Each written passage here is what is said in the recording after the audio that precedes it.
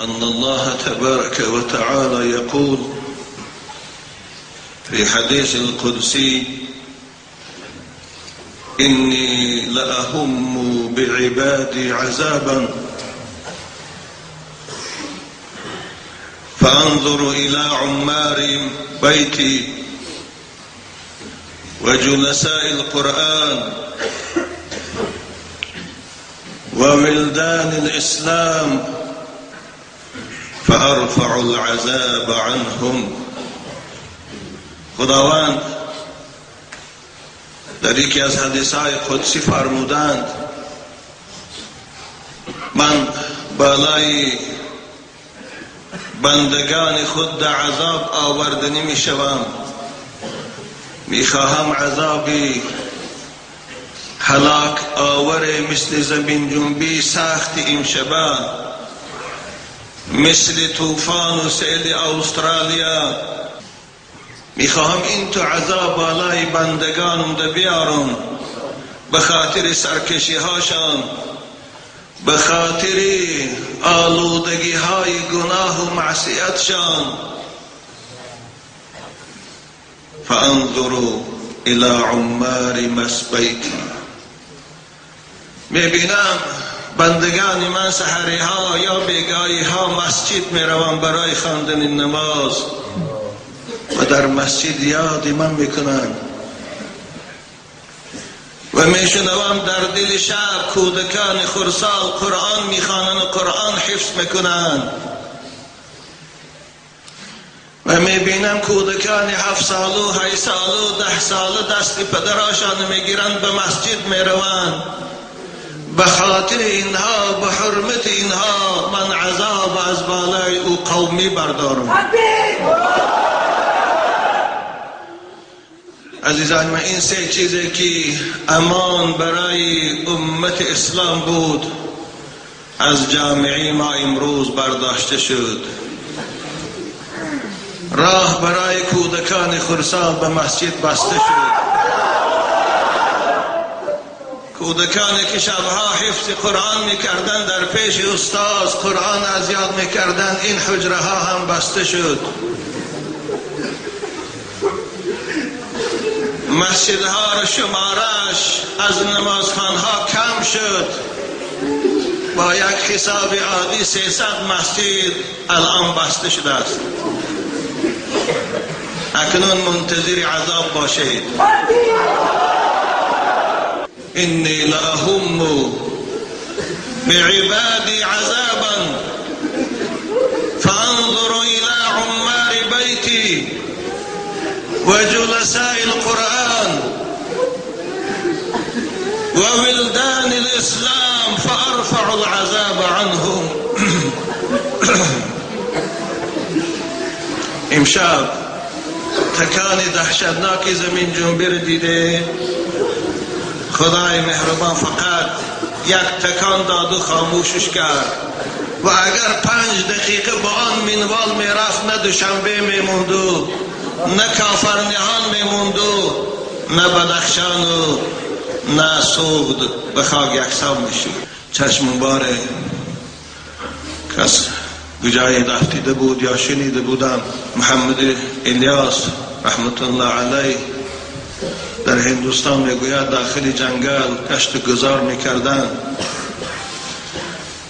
نزد درخت رفتن و با دستان خرابو لاغر خود نوده درخت را گرفتن و به سوی خود کشیدن.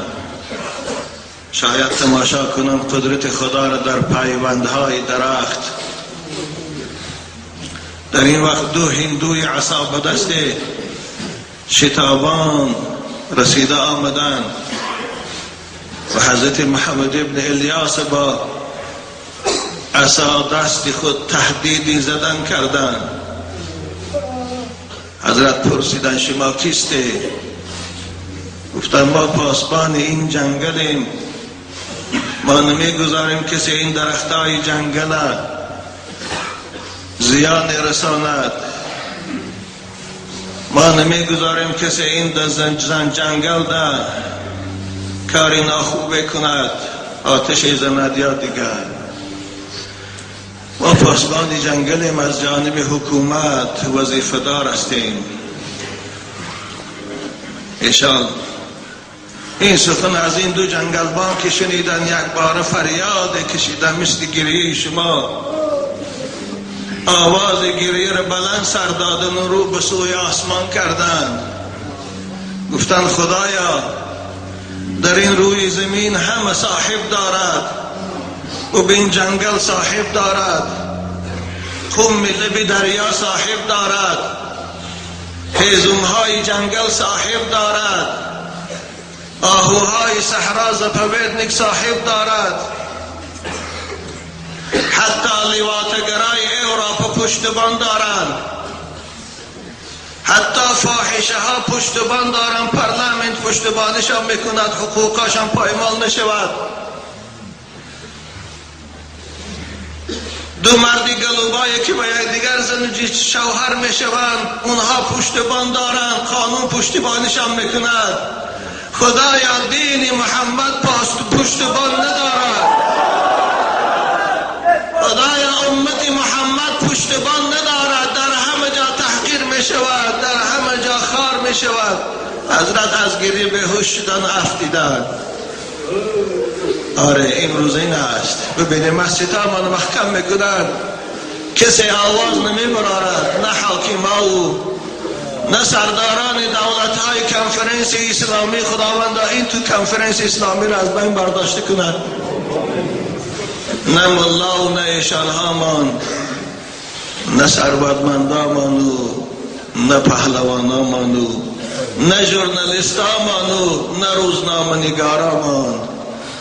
خدایا و الیک المشتکا، فقط ما شکایت به سوی تو میکنیم. خدایا به عزت و جلالت را سوگند میدهیم که به خاطر این بندگان نافرمانت که خود اونها را بالای ما قدرت دادی، ما را به عذابت هلاک نگردان. خدایا به حرمت آب چشم این بندگان عذاب از بالای جمهوری ما و مردم ما برداشته گردان. خدایا ما میدانیم تو قادری با یک باران سیل این تاجیکستان کوچکی ما را زیر آب میکنی، لیکن خدایا به عظمت تو را سوگند میتیم، به حلمت به ما رفتار کن، به عفوت به ما رفتار کن.